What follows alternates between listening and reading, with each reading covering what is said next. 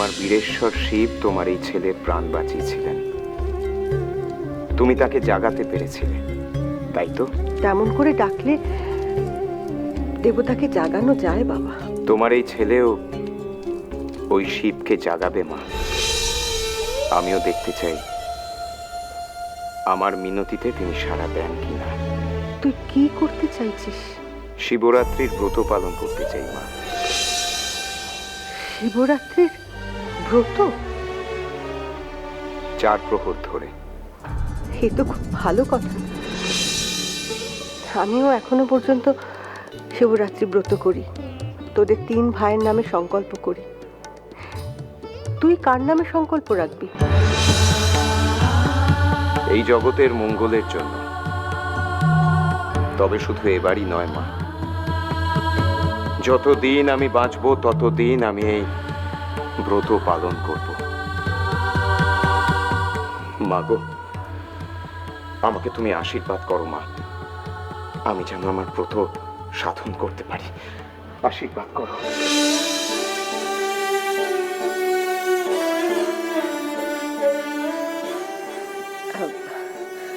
একটা কথা বলবো? বলো। রাম কাকার বউয়ের কাছে শুনছিলাম যে সুরেন মিত্রর বাড়িতে কি একটা অশান্তি চলছে। সুরেন বাবু? হ্যাঁ। সুরেন বাবু খুব বড় মনের মানুষ মা, তার বাড়িতে আবার কি নিয়ে অশান্তি হবে? শুনছিলাম যে ওনার স্ত্রীর সঙ্গে মনোমালিন্য হচ্ছে। আমার চিন্তা হচ্ছে বাবা, তোদের এই মাধুকরী নিয়ে ওনার স্ত্রী ওনার উপর রাগারাগি না করেন, অশান্তি না করেন।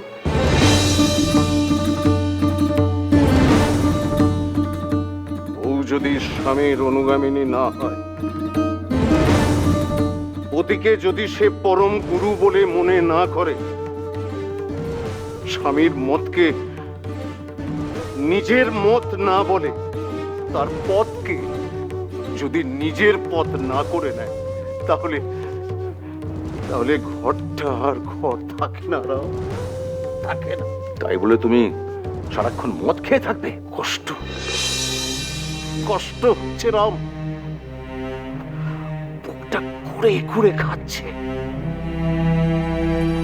আমার আমার নিজের বউ আমার কথা শুনছে না, আবার বিয়ে করা বউ যে আমাকে অগ্নি সাক্ষী করে শপথ করেছিলাম।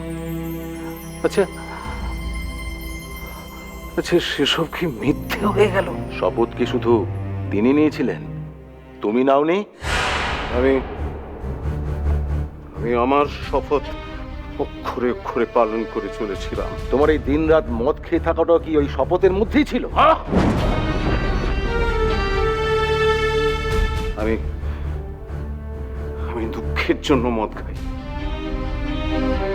যন্ত্রণা ভোলার জন্য মদ খাই, আমোদের জন্য মদ খাই না, খাই না। আমার আমার বউ আমার কথা মানছে না, আমার কথার বিরোধিতা করছে। কেন কেন? আমি কিসের অভাব রেখেছি তার? সামাজিক সম্মান, সন্তান, সম্পদ কি তাকে দিইনি? বলো তো, কি দিইনি তাকে? তাহলে আমার হ্যাঁতে হ্যাঁ আর নাইতে না বলবে না কেন? কেন কেন বলবে না? আমি তো এটা হতে দিতে পারি না।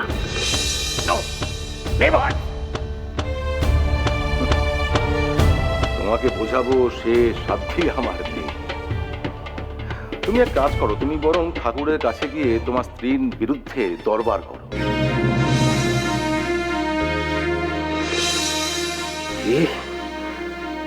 ঠাকুরের কাছে? আমার বউয়ের আচরণ নিয়ে আমি ঠাকুরের কাছে দরবার করব? আরে ভাই, ঠাকুরের কাছে আমি মুখ দেখাবো কি করে? কি করে বলবো ঠাকুর আমার ঘরের বউ স্বাধীনভাবে পথ চলতে চাইছে। একবার গিয়েই দেখো না, বলেই দেখো না। তবে হ্যাঁ, তুমি একা যাবে এবং কাল সকালেই যাবে। খুড়ি, ও খুড়ি, কি হয়েছে রে নক্কি? তুমি সাত সকালবেলা পাঁজি নিয়ে কি করছো? দেখছিলাম রে মা, ওই ফাগুনের শুক্লপক্ষের দ্বিতীয় তিথিটা কবে পড়েছে। ও মা, ফাল্গুনের দ্বিতীয় শুক্লার তিথি? ও তুমি কি কোনো ব্রত টত রাখবে নাকি? ভুলে গেলি সে তিথিটা কি? সে তিথিতে কি আছে গো? ওই দিন তো আমার খুড়োর জন্মতিথি। এ বাবা, আমি একেবারে ভুলে গেছিলাম। তোমার সব মনে থাকে তাই না খুড়ি? আমারে দাও, পাঁচিখানা আমারে দাও, আমি দেখে দিচ্ছি। দাও। ফাগুনের শুক্লা তিথি, এই তো 24শে ফাগুন, আর ইংরেজিতে 7 তারিখ। জানিস না কি, এই দক্ষিণেশ্বরে আসবার পর আমি যতবার তেনার জন্মতিথি দেখেছি, কত জাঁকজমক করে রাখালরা করত। আমি সকলের জন্য পায়েস বানাতাম, আর ঠাকুর তো এক বাটি পায়েস বসে বসে চেটে পুটে খেতে। আর এখন এখন এক ঢোক জল তিনি ভালো করে গিলতে পারছেন। এমনই আরেক জন্মতিথিতে তোর ঠাকুমা চলে গিয়েছিলেন। তেনার ভারী আশা ছিল জানিস, শেষবারে নিজের বেটারে নিজের হাতে পায়েস রেঁধে খাওয়াবেন। তার হলো সেই দিয়েই তো তোর খুড়োর মনে খেদ রয়েছে। তেনার হাতের পায়েস তিনি খেতে পারলেননি। এবার পারবে গো বৌমা, গোপালের মা আছে না, আমি নিজে রাতে আমার গোপালকে পায়েস করে দেব। তাই বৌমা, আমাকে 1 সের দুধ এনে দেবে, আমি আমার গোপালের জন্য পায়েস করব। আমার কাছে তো পয়সা নেই, এনে দেবে গো বৌমা? দেবো কোমা, দেবো, তোমার আমি সব এনে দেবো মা। কিন্তু খুড়ো কি তা খেতে পারবে? পারবে গো দিদি, খুব পারবে। আমি আমি 1 সের দুধে চাল ফুটিয়ে একেবারে গলিয়ে দেব। তাতেও আমার বাপ যদি 1 চামচ খায়, তাতেই আমার হবে গো দিদি। কামারহাটি থেকে আমি কত কি আমার গোপালের জন্য রান্না করে নিয়ে আসতাম। কখনো ডাঁটা চচ্চড়ি, কখনো শাক ভাজা, নিজের হাতে নাড়ু পাখি নিয়ে এসে তারে খাওয়াতুম। হ্যাঁ রে লক্ষ্মী, মা তেনারে এইসব এনে খাওয়াতেন, এই কোলে বসিয়ে খাওয়াতেন। ও মা, অত বড় বুড়ো বেটাকে তুমি কোলে বসিয়ে খাওয়াতে? হ্যাঁ,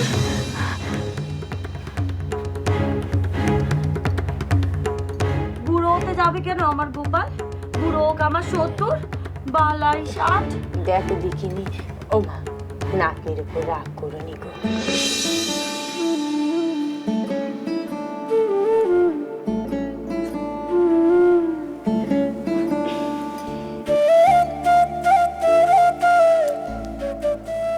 ও খুড়ি, ওই 21 তারিখ ফাল্গুন মাসে তোমার তো শিবরাত্রি। তাই নাকি রে? হ্যাঁ গো, নরেনরা বলেছে এবার ওরা শিবরাত্রির এখানে করবে। ওনো কি বলি, আমরাও করব কেমন? তবে তোর খুড়োর জন্মতিথির কথা তুই কাউরে মনে করাসনি, বুঝলি? আচ্ছা। কি হলো বলতো নরেনের? আমি কি একবার সিমলেতে যাব? ওর তারক কাকা শরীর খারাপ শুনে ছুটে চলে গেল। মাঝে একটা রাত পেরিয়ে গেল, এখনো ফিরলো না। আমি বরং যাই, গিয়ে দেখে আসি কোনো অঘটন ঘটলো কিনা। যদি কোনো অঘটন ঘটেও থাকে, তুই কি কিছু করতে পারবি? আহা, তোরা বুঝতে পারছিস না। 4 তারিখে আমরা শিবরাত্রির ব্রত পালন করব, আর 7 তারিখে ওই তো নরেন এসে গেছে। আরে নরেন, তুই এসেছিস? তোকে না দেখে আমার মনটা কিছুতেই শান্ত হচ্ছিল না রে। আমি ছিলাম না বলে তোর মনে খুব অশান্তি হচ্ছিল বুঝি রাখাল রাজা? শুধু কি অশান্তি, সিমলে যাবে বলে তৈরি হচ্ছিল। কেন? আগে বল, তোর কাকা কেমন আছেন? ভালো না রে, এখন তখন অবস্থা। শিবরাত্রি পর্যন্ত থাকবেন তো? জানি না, তবে তিনি না থাকলেও শিবরাত্রির ব্রত আমি করবই। যদি অসহ্য পড়ে যায়? ভগবানের আরাধনা করব কালী। সূচি অসুচি এসব আসছে কোথা থেকে? মনটা শুদ্ধ রাখাই তো যথেষ্ট। পরিষ্কার পরিচ্ছন্ন ভাবে শুদ্ধ মনে ভগবানের পুজো করব। বাইবেলে আছে, cleanliness is next to godliness. আর তাই কিন্তু নরেন, তোর সাথে আমার একটা অন্য দরকার ছিল। বল। আগামী 4 তারিখ শিবরাত্রি, আর 7 তারিখ ঠাকুরের জন্মতিথি। 5 বছর ধরে ঠাকুরের কাছে আসছি। গত 5 বছর ধরে ঠাকুরের জন্মতিথি দক্ষিণেশ্বরে খুব ঘটা করে পালন করতে দেখেছি, আমরাও করেছি। এবার কি তা হবে না নরেন? 1836 সালে ঠাকুরের জন্ম, তার মানে এই বছর 86 সালে ঠাকুর 50 বছর পূর্ণ করবেন। তাহলে তো আমাদের এই প্রথমবারের শিবরাত্রির ব্রত খুব নিষ্ঠা ভরে পালন করতে হবে রে। মহাকালকে জাগাতে হবে। নতুন কালের কাণ্ডারী শ্রী রাম ও কৃষ্ণ পরমহংসের মঙ্গল কামনায় কাল রূপী শিবকে জাগাতে হবে। যদিও এটাও জানি, জীবদ্দশায় এটাই ঠাকুরের শেষ জন্মতিথি। নরেন, নরেন, তোর মুখ দিয়ে কোন কথা বেরোলো নরেন? এটাই বাস্তব রাখাল, এটাই বাস্তব। বাস্তবকে মেনে নিতে হয়। সশরীরে বোধহয় এটাই ঠাকুরের শেষ জন্মতিথি রাখা। কোনো কি মিরাকেল হতে পারে না? পারে, 100 বার পারে, যদি স্বয়ং মহাকাল জেগে ওঠেন। আমাদের প্রার্থনায় যদি তিনি সাড়া দেন। নরেন, সুরেনবাবুকে দেখলাম খুব থমথমে মুখে ঠাকুরের ঘরের দিকে চলে গেলেন, একা। সুরেনবাবু একা? এর আগে উনি যখন এখানে এসেছেন, আগে এখানে এসেছেন, ওপরে যাননি। হ্যাঁ, আগে সুরেনবাবু আমাদের কাছে ঠাকুরের খবরাখবর নিতেন, আর আজ আমাকে বা কাউকে কিছু না বলে আমার পাশ দিয়ে সরাসরি ঠাকুরের ঘরের দিকে চলে গেলেন। আমার দিকে তাকালেন না পর্যন্ত, যেন চেনেন না আমায়। আচ্ছা নরেন, নরেন তুমিই বলো, আমায় যদি উনি বলতেন আমি কি আটকাতাম ওনাকে? যেতে দিতাম না? সিমলেতে মার কাছে শুনে এলাম সুরেনবাবুর নাকি গৃহ বিবাদ চলছে। সুরেনবাবুর গৃহে একটা জিনিস নিয়ে তো বিবাদ, ওনার মদ্যপান নিয়ে। না রাখাল, এক্ষেত্রে ব্যাপারটা বোধহয় সেরকম নয়। তবে ব্যাপারটা যে ঠিক কি নিয়ে সেটা মা বলতে পারলেন না, আর তাই আমিও জানি না। হয়তো সুরেনবাবু ওনার সমস্যাটা ঠাকুরের পায়ে নিবেদন করতে এসেছেন। শোন, তোরা এখন অন্য কাউকে ঠাকুরের কাছে যেতে দিবি না, আর নিজেরাও কেউ ঠাকুরের কাছে যাবি না। ঠাকুর,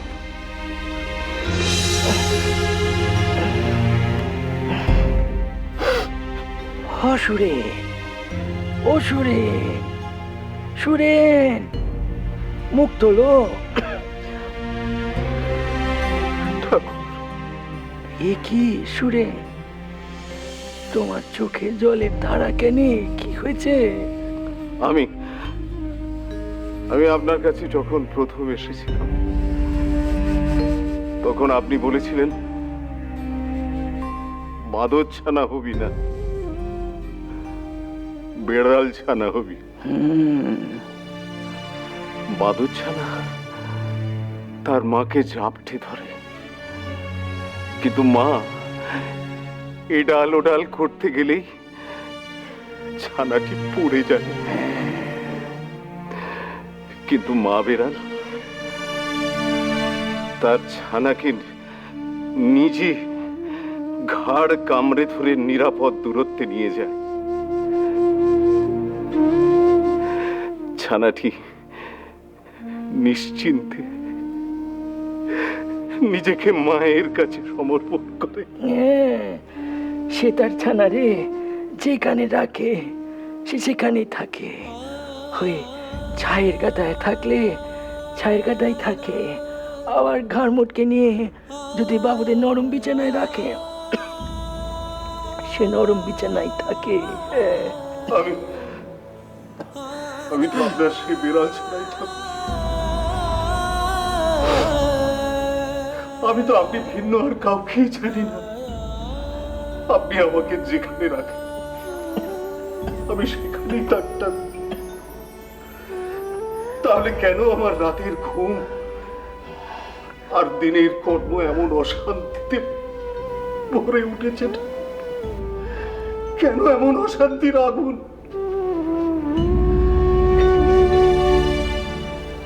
কে তোমার এই অশান্তিতে ভোগাচ্ছে গো? কে?